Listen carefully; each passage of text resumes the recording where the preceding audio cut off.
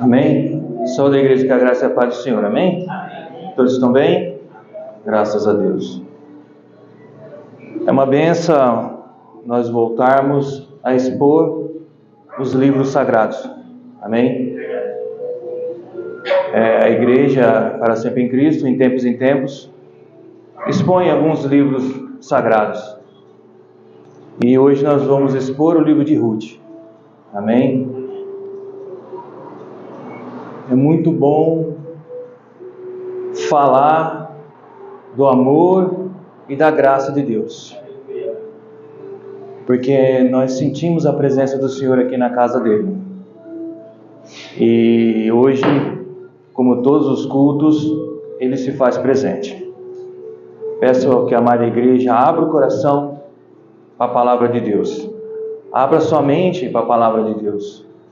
Como foi dito aqui pelo irmão Eric, as palavras são sagradas. As palavras de Deus são sagradas. A Bíblia contém 66 livros sagrados. São palavras direto do trono de Deus, direto dos céus. Não é qualquer palavra. Foram registradas para nós seguirmos ao pé da letra. E por isso que nós expomos a palavra de Deus, para que nós possamos aprendê-la, executá-la.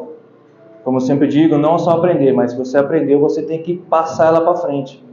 Que tem muitas pessoas necessitadas. E é por isso, no grande motivo que nós gravamos isso e colocamos na mídia. Porque hoje em dia a mídia é muito usada para coisas banais. E pouco usada para as coisas de Deus. Mas a Para Sempre em Cristo está usando ela para coisas de Deus. Tanto o nosso líder, pastor Wellington Ribeiro, como toda a sua família, sabe disso, há anos já pregando a palavra de Deus, como nós também, mais de 20 anos na caminhada, altos e baixos, como é o livro de Ruth. O livro que muitas pessoas não conhecem, um livro que muitas pessoas nem sabem que existe, mas ele está aqui porque foi inspirado pelo Espírito Santo do Senhor, amém? Feche seus olhos, vamos fazer uma oração? Grandioso Deus e eterno Pai, o Senhor é grande, o Senhor é justo, o Senhor é poderoso e não há outro Deus além de Ti. E estamos aqui na Tua casa hoje, Senhor, para adorá-lo, glorificar e bendizer. Já louvamos a Ti, já ouvimos as oportunidades, palavras abençoadas que vêm direto do trono, Pai. Já sentimos o Teu toque, o Teu abraço e continuamos sentindo, Deus. Obrigado por o Senhor nos usar, meu Pai, que diminua-nos todos nós, que diminua eu, para que o Senhor venha a ser exaltado. O homem é só um vaso, Senhor, só um vaso para ser usado por Ti. Então, Pai, usa-nos nessa noite, Pai, vai trazer a Tua palavra. Que o Senhor venha falar em cada coração que está aqui presente e que está na mídia, Senhor. Em nome do Senhor Jesus Cristo. Amém? Livro de Ruth, hoje nós só vamos dar início à introdução. Nós vamos expor o livro de Ruth, a Moabita. É um livro, amados, de alto e baixos. É um livro de altos e baixos, união, separação, tristeza, romance, recomeço, felicidade, providência e salvação. Até parece uma novela, né? Mas é verídica. Se você observar as novelas por aí, mais ou menos isso aqui. É a nossa vida, queridos. É a nossa vida. E esse livro, ele é muito, mas bastante pregado mesmo, sabe aonde? Em culto de mulheres, conferência para mulheres, como o livro de Ruth e o livro de Esther. É errado? Claro que não. Completamente compreensível, porque fala mesmo em duas mulheres, três, né? Mas no caso duas, que é Ruth e Orfa, Ruth e Noemi e Ruth. Mas ele não é só para ser pregado em conferências de mulheres, culto de mulheres, é para ser pregado normalmente. Porque sabe quem está presente aqui? A salvação. A graça de Deus está também, olha só, a graça de Deus está também no Antigo Testamento. Muitos acham que não, mas sim, a graça de Deus está no Antigo Testamento e nós vamos ver no livro de Ruth a graça de nosso Deus. Amém? Vamos informações essenciais sobre o livro de Ruth. Ele é o 8º livro da Bíblia do Antigo Testamento, ele é o 8º livro da Bíblia do Antigo Testamento e possui apenas 4 capítulos. É uma história relatada contemporaneamente com o livro de Juízes. Ela está dentro do livro de Juízes. É uma narrativa embutida, ela está lá dentro, é uma narrativa aninhada. Como também nós conseguimos ver isso muito no livro de Atos. O livro de Atos tem bastante ali, é o livro de Atos, mas lá está falando a história de Pedro, a história de Paulo. Então é uma história embutida, são histórias chamadas também de histórias aninhadas, múltiplas camadas, histórias aninhadas. E qual é o propósito do livro de Ruth? Qual é o propósito do livro de Ruth? O propósito do livro de Ruth, amada igreja, é mostrar a fidelidade de Deus para com os seus escolhidos. O propósito do livro de Ruth é mostrar a fidelidade de Deus para com os seus escolhidos. E nós vamos ver isso. Quem foi o autor? Quem foi o autor? Não se sabe ao certo quem foi o autor desse livro. Não se sabe ao certo quem é o autor desse livro. Não sabe. Alguns estudiosos atribuem a Samuel. Por que disso? Devido à similaridade literária e linguística com os livros desse mesmo profeta, E no livro também, e nas fontes do Talmud, o livro sagrado dos judeus.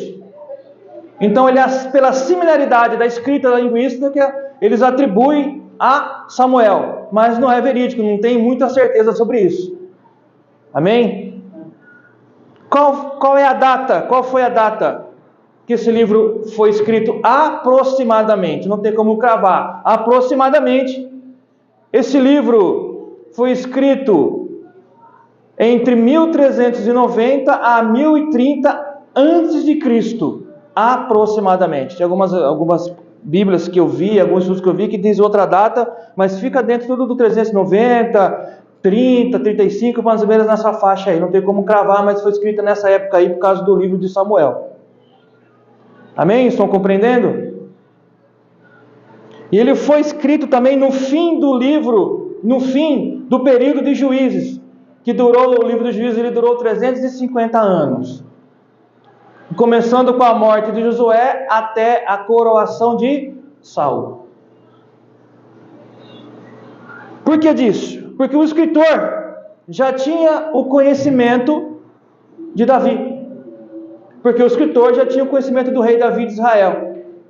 Que nós vamos ver lá no finalzinho do livro, no capítulo 4, versículo 17 e 22. Quem são os personagens principais desse livro? Os personagens principais desse livro estão os personagens principais e tem os personagens secundários. Os principais quem são? Ruth, Noemi e Boaz. Marque bem. Ruth, Noemi e Boaz. Quem foi Ruth? Ruth foi uma mulher moabita. Marque bem, uma mulher moabita que após ficar viúva demonstra extrema lealdade à sua sogra israelita. Ruth foi uma mulher moabita que após ficar viúva mostra uma grande lealdade à sua sogra israelita, Noemi.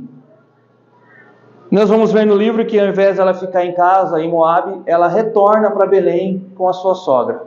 Isso é muito importante, nós vamos entender isso ao decorrer da pregação. Noemi, obviamente, que nós já falamos, foi a sogra de Ruth. Noemi, depois que perdeu o seu marido Elimeleque e os seus 2 filhos em Moabe, retorna a Belém mergulhada em amargura, tristeza, dor. E quando ela chega lá, e ela chega no vilarejo de Belém, que é um vilarejo, eles vão falar assim: essa aí não é Ruth? Ela fala: não me chamem de Ruth não, me chamem de Mara, porque Mara significa amargura. Pense bem você. Ela é uma mulher casada, vai para Moabe casada, quando volta viúva, e com uma nora viúva também. Perde seus 2 maridos, 2 filhos e volta viúva para casa, seu lugar de origem. Boaz, ele é um parente rico e muito influente de Belém. Ele é um parente de Elimeleque. E ele vai atuar como resgatador. Marque bem essa palavra, resgatador. E ele vai atuar em cima, a nível de introdução, obviamente, em cima da lei do liverato. O que é liverato, queridos? A lei do liverato é um costume antigo que obrigava o irmão de um homem falecido a casar-se com a viúva desde que o casamento não tivesse deixado herdeiros. Então chama-se lei do liverato. E isso, o objetivo central disso é garantir a continuidade da linhagem familiar e proteger o nome da família. É isso que nós vamos entender por quê. Tem que garantir. Uma coisa muito importante também.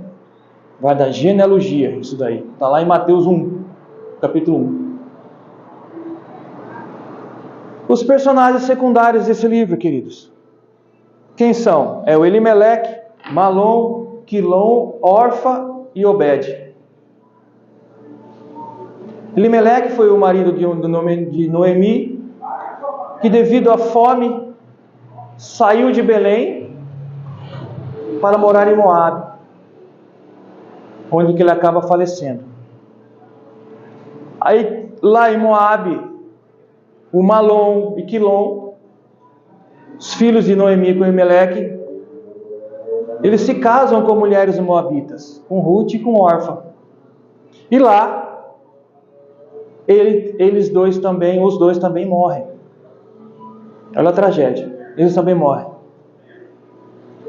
Vai marcando bem. Aí também é o outro personagem secundário, é a Orfa, que é casada com um dos meninos. Que das duas, essa fica para trás. Ela não quer seguir Noemi. E também tem Obed, que é o filho de Ruth com Boaz. Então esses são os principais personagens, os primários e os secundários.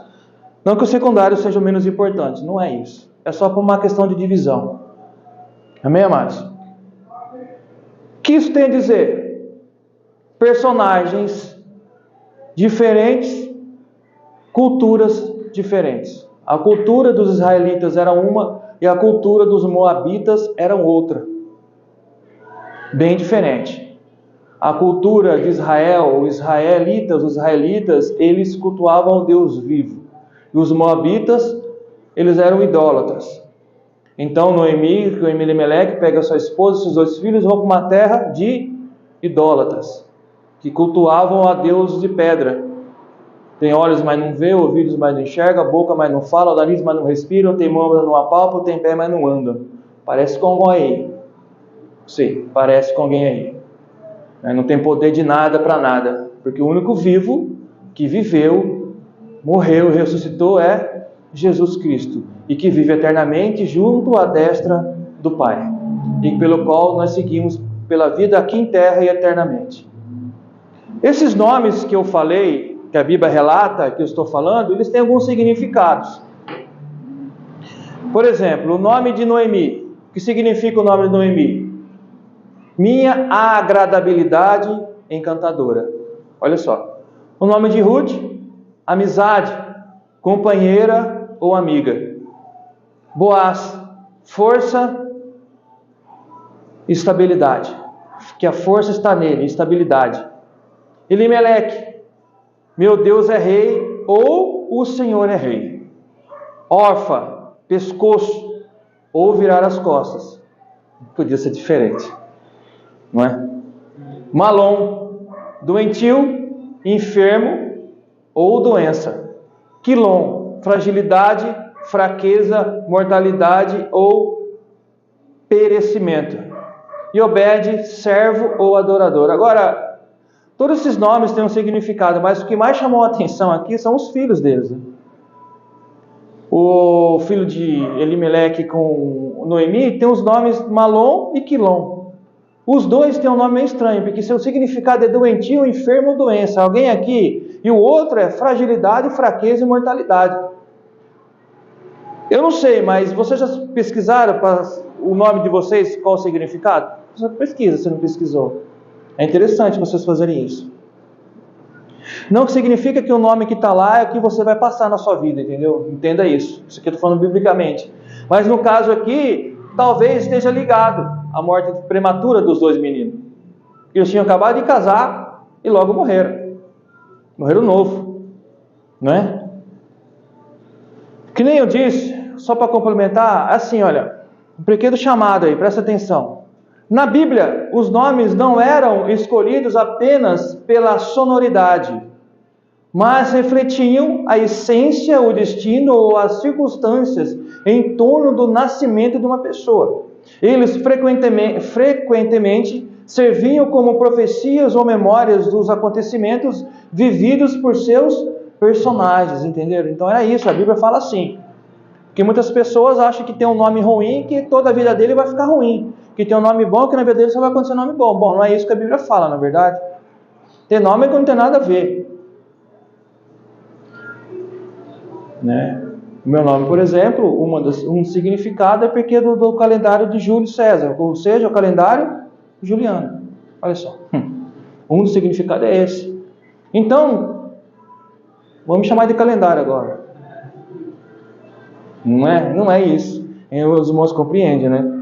Quais são os lugares chaves dessa obra de Deus, dessas palavras sagradas de Deus? Os lugares chaves são Belém e Moabe. Belém é uma cidade histórica da Judéia. Só um minuto.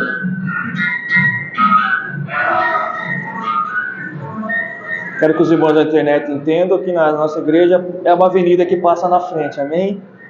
Vamos lá, retornando. Belém, lugares chaves. Belém. Belém é uma cidade histórica de Judéia, situada na atual Cisjordânia, ou seja, na Palestina, aproximadamente a 10 quilômetros ao sul de Jerusalém. Conhecida na Bíblia como o berço de Davi e o local tradicional do nascimento de quem? Jesus Cristo, o nosso Salvador. Aleluia! Ele é o cenário central. Belém é o cenário central da natividade, ou seja, lá que tudo começou. A história do cristianismo começou aonde? Belém. Obviamente, não falando no Antigo Testamento, tem todas as histórias do Antigo Testamento, mas a hora que Jesus nasceu, ali começou. O cristianismo começou exatamente ali. E outro lugar também é Moabe, Campinas de Moabe, as Campinas de Moabe.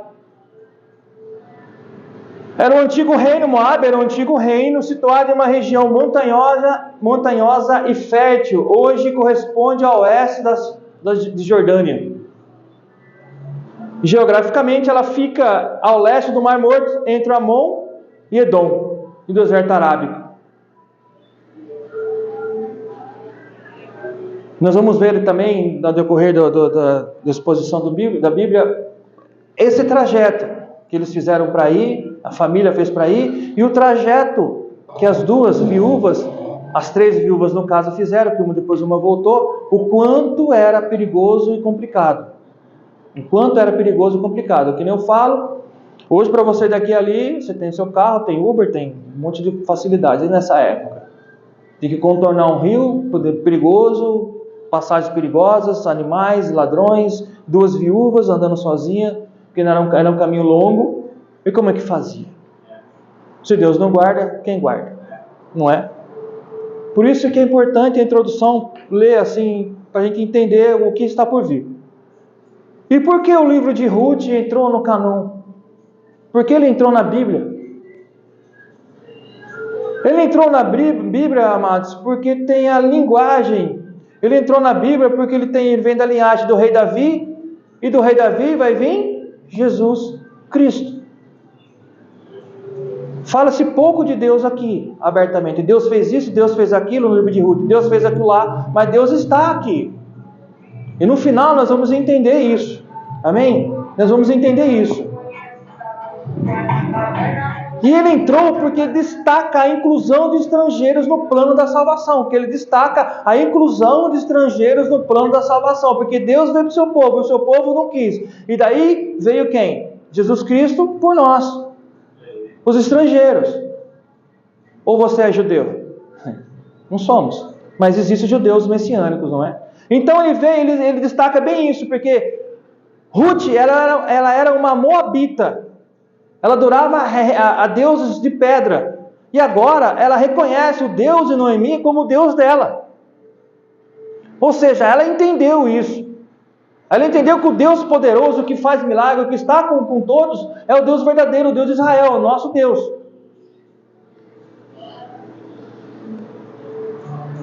Esse livro, geograficamente, historicamente, começa no livro em Belém. Belém significa casa de pão. Casa do pão. Então eu estou na casa do pão, me falta pão, vou para uma cidade idólatra, depois eu volto para Belém. Estou na casa do pão, faltou pão. Aí eu desesperadamente pego a minha família e saio da casa do pão, onde que Deus não estava provendo. Eu pego a minha família, vou para uma cidade idólatra, fico lá por 10 anos, mais aproximadamente, e volto para a casa do pão, só com a minha nora, no caso de Noemi. Muitos estudiosos falam que não era para ter confiado em Deus e ter ficado ali. Mas Deus não quis que essa família ficasse lá. Mesmo sendo a casa do pão. Para quê? Que essa história seja contada. Para a inclusão de Ruth na vida, na genealogia, na vida de Jesus, na vida de Davi. Davi e Jesus, uma estrangeira. E continuemos.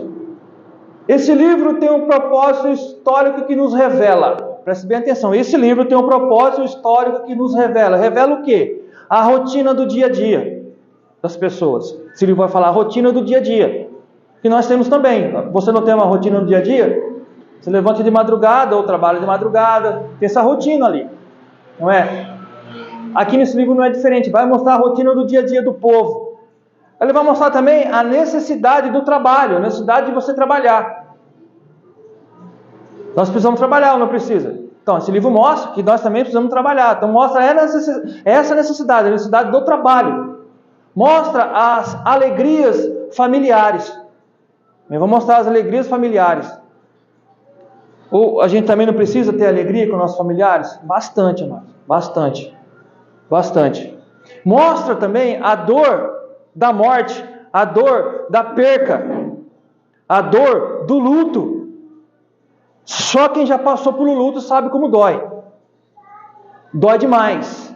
Quem perde aquele ente querido bem próximo dói muito. Amigos também, mas aquele ente querido dói demais. Deus vai passando o bálsamo conforme o tempo. Não é que o tempo cura, não, o tempo não cura. Quem cura é o Deus do tempo. É Ele que cura. O tempo não cura nada, o tempo está passando. Quem é o Deus do tempo? Quem comanda o tempo é Deus que cura. Então, vai mostrar a dor da morte. A dor, a separação dos parentes também. Vai nos mostrar a separação dos parentes. Só quem viveu numa cidade e foi para outra cidade, praticamente sozinho, sabe como é que é. Quem já morava no estado e foi para outro estado, piorou. Quem estava num país foi para outro país, piorou. A separação, por mais que tenha necessidade de trabalho, necessidade de parente que mora longe, mas essa separação é complicada. Porque você sai basicamente ali da sua zona de conforto.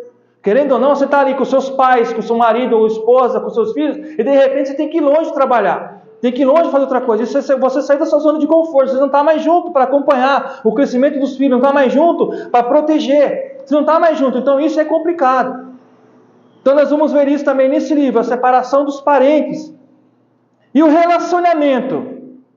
Marque bem isso aí. O relacionamento da nora com a sogra. Existem muitas piadas, né, de sogra, né? Bastante. Mas esse livro vai mostrar para a gente o amor de uma nora com a sogra. A misericórdia de Deus na vida dessas duas mulheres, duas viúvas agora. A misericórdia que Deus tem, o amor, a fidelidade de uma com outra. De Noemi cuidar da nora, e da nora falar assim: aonde você for, eu vou. Onde o seu Deus estiver, eu vou estar também. Hoje nós vimos, acompanhamos, infelizmente, muita briga. Eu conheço pessoas que não falam com sogra, por coisas banais, coisas assim imbecis, que ficam anos e anos e anos prorrogando um perdão. Eu não vou perdoá-la, ela não veio aqui me perdoar, então eu não vou lá, porque você é melhor que ela ou ela é melhor que você? Eu não vou, porque eu não vou me rebaixar tanto. Gente, a Bíblia prega o perdão, mesmo você estando certo, ela achando, vai lá, fala, me perdoe, pega o perdão e vive uma vida em paz, porque às vezes essa separação de uma nora, preste bem atenção, com sua sogra, afeta a família inteira.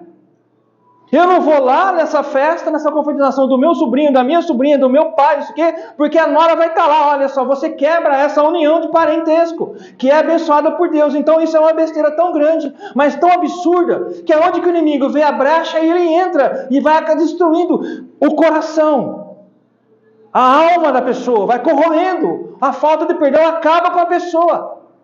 Então uma sogra tem que se dar muito bem com a nora, e a nora muito bem com a sogra, porque tanto o pensamento da nora quanto da sogra não são iguais. Ou você é igual a mim, ou eu sou igual a você. Ou as nossas digitais são iguais. Ou o digital de uma sogra e de uma nora são iguais. Não são, nós temos que se ali, andar junto. Respeitar o espaço de uma, respeitar o espaço da outra. Mas viver em união, porque a nora, ela casou com o filho da sogra. Querendo ou não, aquele filho abençoado que nasceu, agora ele está na mão dessa mulher. A mãe agora passou para essa mulher cuidar. E ela tem que cuidar, e o marido não é diferente. E a sogra tem que entender que essa nora vai cuidar do filho dela. Obviamente que a nora vai pedir por conselho para a sogra, mas a sogra não vai entrar na vida da nora para estragar a vida do casal. Então esse livro tem importância ou não tem importância? Muita importância. Então isso que esse livro vai passar é a nossa vida, irmãos. É a nossa vida, igreja. É a vida do quê? De altos e baixos. Altos e baixos. Separação, dor, ou não tem? Tem.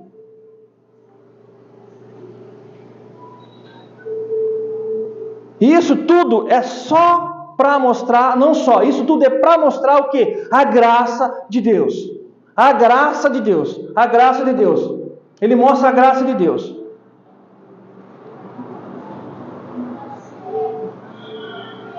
E ele, por que mostra a graça de Deus? Porque Deus vai lá e usa, ele salva uma gentia moabita, uma adoradora de deuses. Ele adora, e essa raça dos moabitas, elas nasceram, preste bem atenção, nasceram do incesto.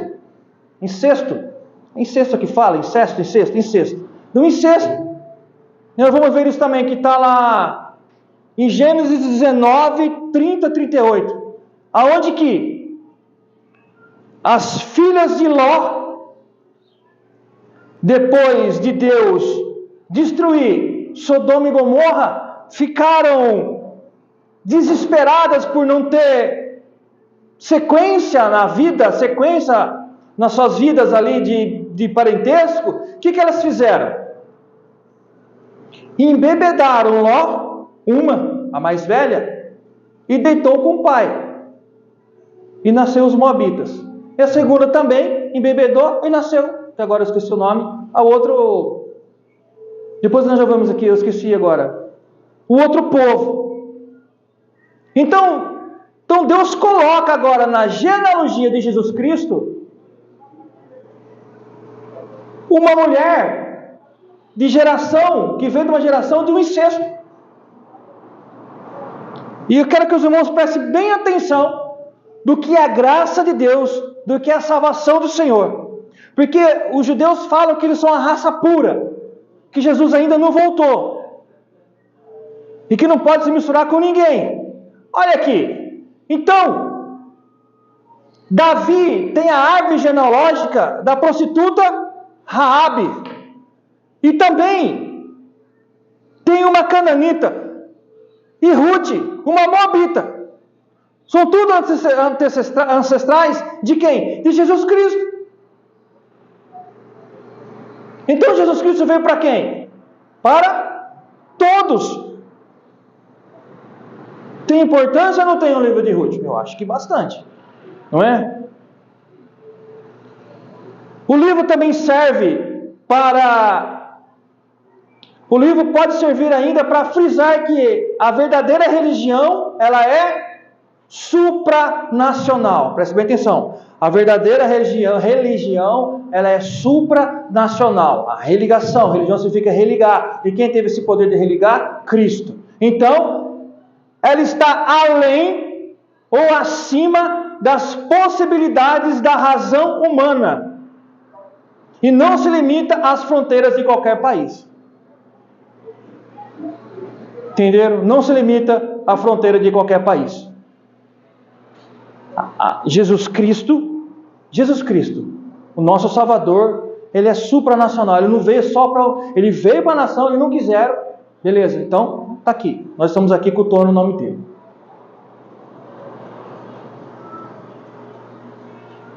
E para a gente entender um pouco melhor o livro de Ruth, nós temos que falar um pouquinho só, mas bem rápido mesmo, porque o tempo não dá, sobre um pouquinho do livro de Juízes. Bem resumidamente.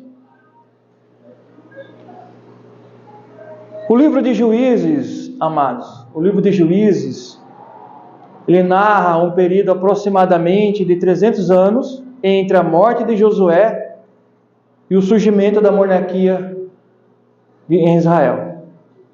Eu quero que depois o irmão vai fazer uma analogia entre o livro de Juízes e 2026. Relata um ciclo contínuo de apostasia do povo, opressão por nações vizinhas, e com isso eles clamaram a Deus para que enviasse juízes, líderes militares e espirituais para libertá-los. E qual é o ciclo espiritual desse livro, dos Juízes? O livro, ele é estruturado em torno de um ciclo repetitivo que reflete a decadência moral de Israel. E qual é essa decadência? Pecado, opressão. Pecado e opressão. Aí que eles vêm, depois disso eles clamam por libertação. Que o pecado? Por que tem pecado? Porque o povo abandona Deus. O povo abandona Deus e se envolve com idolatria e costumes cananeus. Então, quando o ser humano ele larga de Deus para pecar à vontade, ele deixa Deus de lado. Deixando Deus de lado, Deus não tendo mais serventia para eles, quem é que entra para acabar com a vida dessa pessoa? O próprio Satanás. Sendo assim, tanto lá no livro de Juízes, quanto aqui em 2026, eu acho que não é diferente. Isso continua aqui. Estamos vivendo numa época depravada, uma época de depravação total. Total. É ridículo o que nós vimos na mídia. É ridícula a idolatria que nós vimos na mídia. Estamos vivendo o ano de 2026, nesse exato momento está tendo o quê? A Copa do Mundo. Um evento fantástico, maravilhoso, gostoso para quem gosta de futebol assistir. Mas se você analisar friamente, a idolatria ali ela é gigantesca. Gigantesca. Ali os deuses do futebol, como eles falam, quem são? CR7, Messi, não é? Então por aí afora. Então, esse povo deixa Deus de lado para viver no pecado. E hoje não é diferente, porque a idolatria ela é pecado.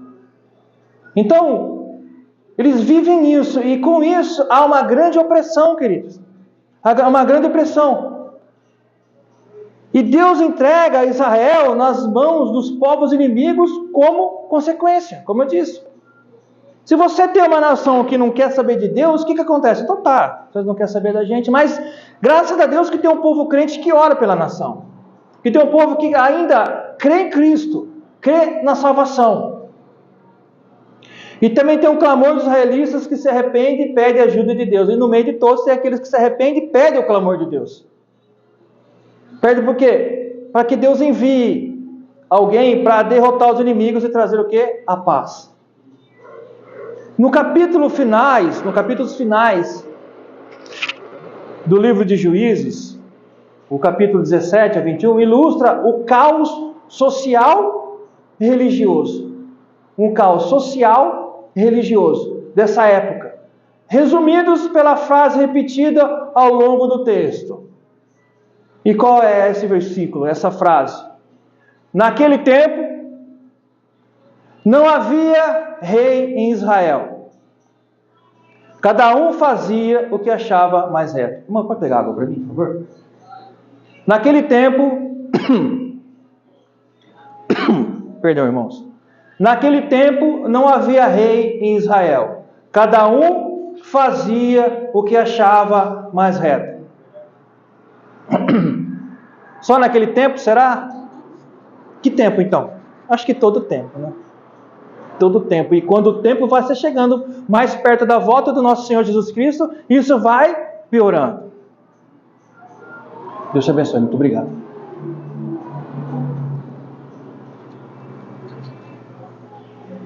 E isso vai piorando. Vou repetir esse versículo. Naquele tempo não havia rei em Israel e cada um fazia o que achava mais reto. Ou seja, muitas pessoas hoje não fazem aquilo que acha certo fazer. A verdade de esse um tem uma verdade, aquele outro tem outra verdade, aquele outro lá tem outra verdade, cada um tem a sua verdade, mas a verdade absoluta para eles não é verdade. Cada um está fazendo o que bem entende da sua vida e não ai daquele que falar que está errado. Quem é você para falar que eu estou vivendo uma vida errada? Você está assim, a pessoa se prostitui, é drogado, vive mentindo, enganando, fazendo um monte de coisa errada. E quando você vai aconselhar, quem é você para falar alguma coisa? Então, não é muito diferente nesses dias, como era nos dias de Juízes. Ou não? Isso descreve uma época de crise total. Uma crise o quê? Social e religiosa. Como nós vemos falando aqui. Muito. Isso na sociedade gera o quê? Caos. Caos. Disfarçado, mas é um caos. É um caos. Hoje se dá mais a atenção.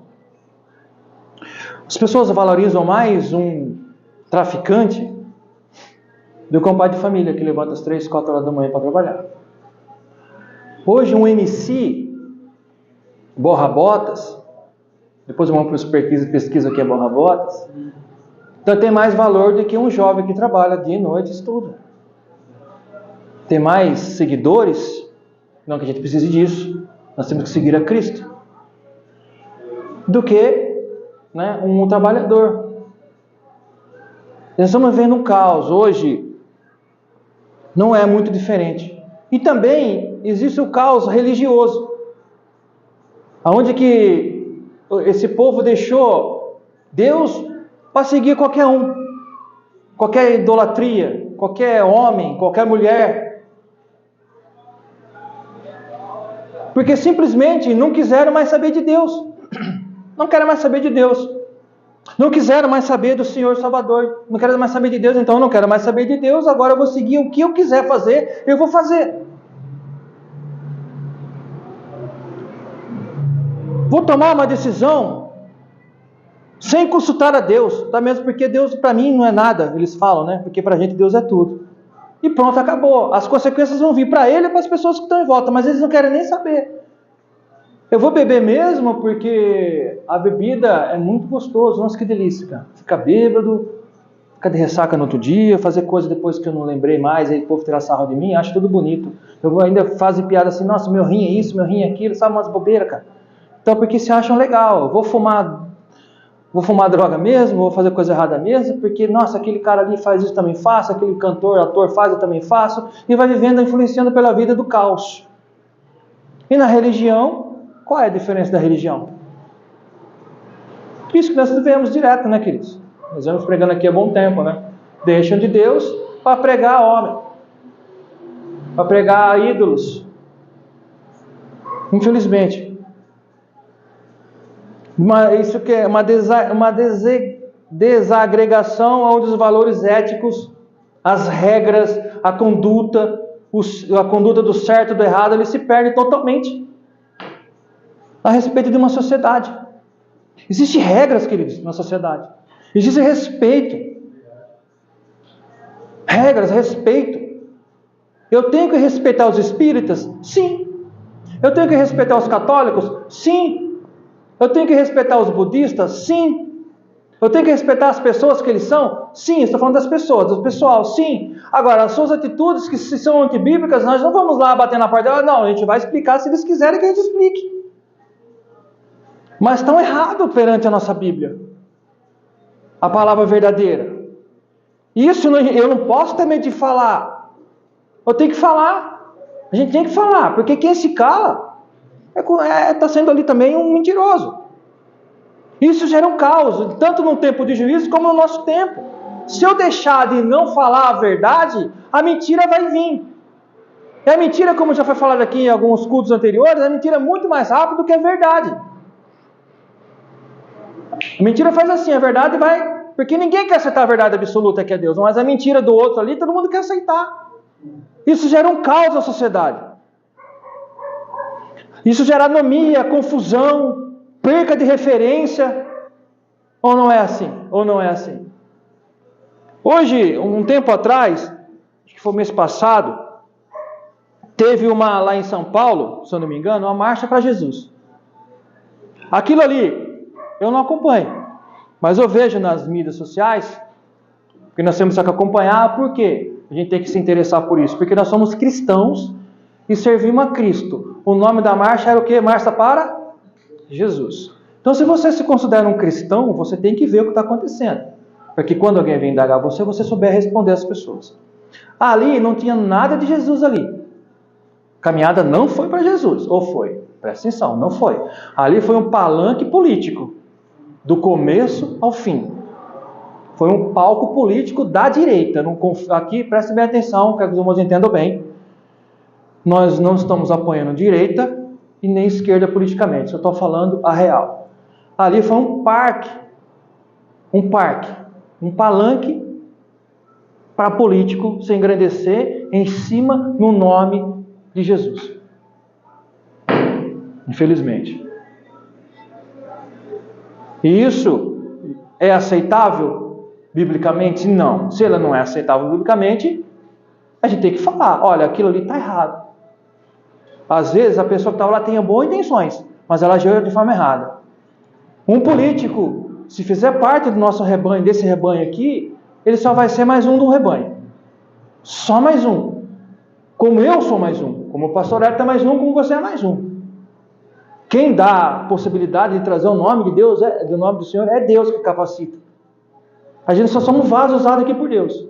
Ele vai ser só mais um. A partir do momento, o pastor Hélio nunca vai deixar, se usar esse púlpito sagrado. Por que sagrado? Porque Deus aqui fala da palavra de Deus, é sagrado porque nós estamos expressando a palavra de Deus. Está errado, não pode. E as igrejas que fazem isso, não são igrejas verdadeiras, são igrejas falsas.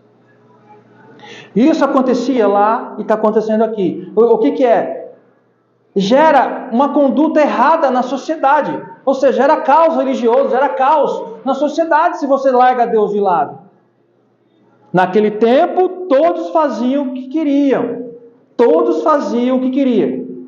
E nisso, o que acontece? Lá, guerras civis, idolatrias graves, injustiças sociais, você consegue ver. Hoje também as injustiças sociais.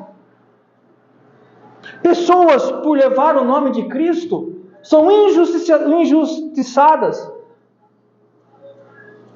Simplesmente porque pregam a palavra de Deus verdadeiramente, genuinamente. E as que pregam errado são exaltadas. Eu não quero ser repetitivo nisso, mas não tem como. A Bíblia é que nos leva a isso. A Bíblia nos leva a isso todas as vezes. Todos os livros têm isso. O livro de Ruth tem isso.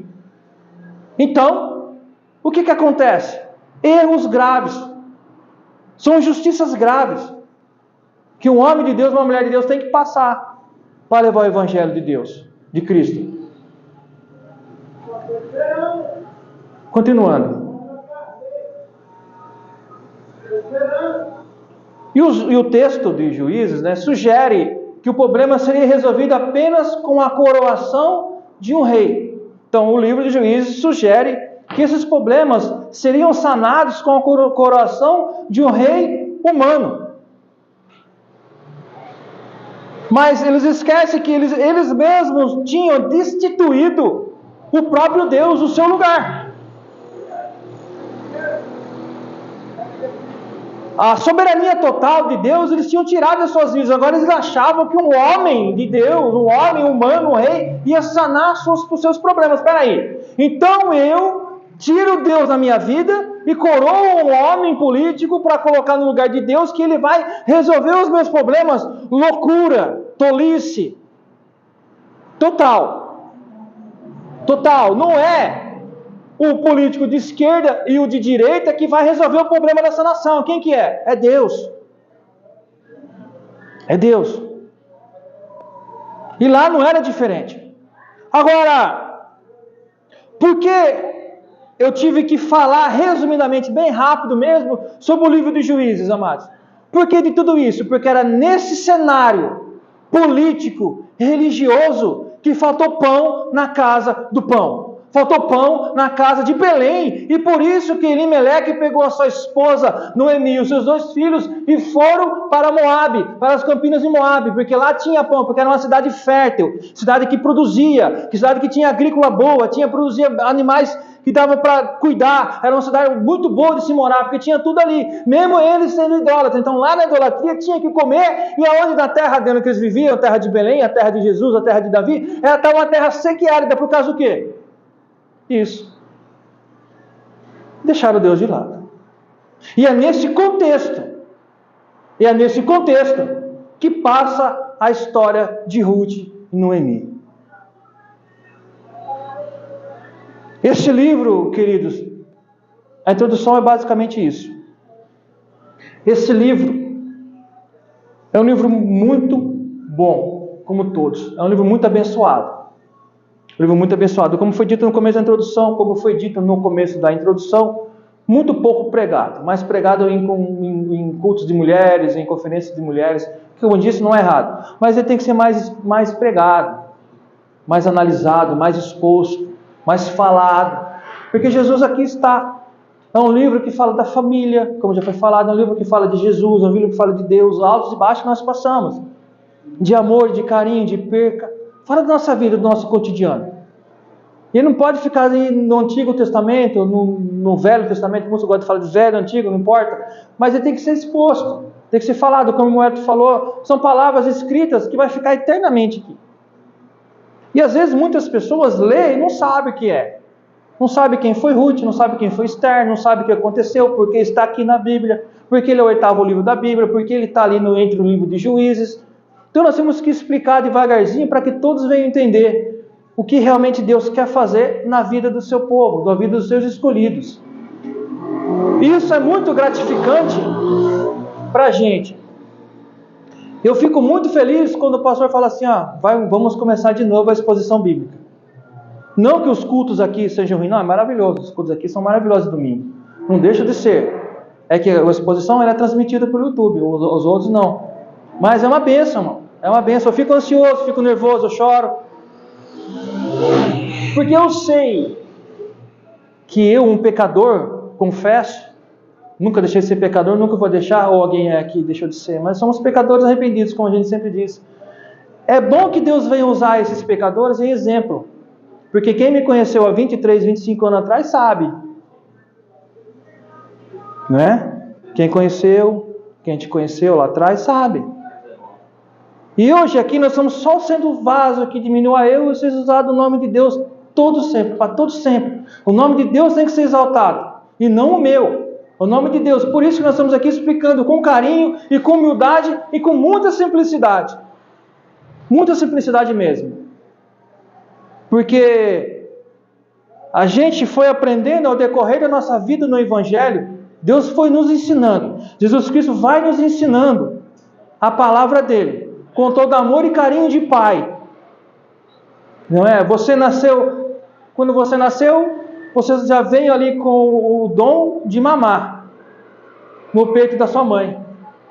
Ou a sua mãe te ensinou? Não. Já pede comida, já nasce chorando e querendo comer. Já nasceu, já tem que comer. Quero comer, quero comer, quero comer. Na hora ali, faminto.